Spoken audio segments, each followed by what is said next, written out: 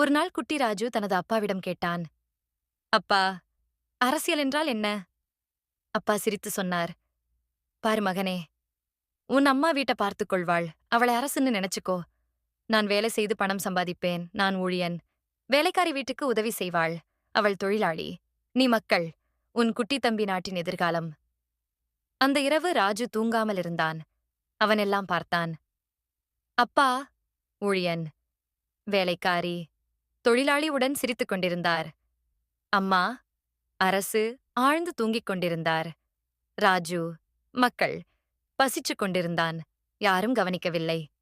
தம்பி, எதிர்காலம் அழுதான். ஏனெனில் பாலை காய்ச்சி யாரும் தரவில்லை. காலை எழுந்தவுடன் ராஜு அப்பாவிடம் சொன்னான். அப்பா, இப்போ எனக்கு அரசியல் நன்றாக புரிந்துவிட்டது.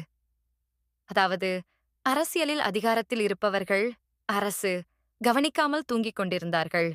ஊழியர்களும் தொழிலாளிகளும் தங்களுக்குள் வேடிக்கையில் இருந்தார்கள்.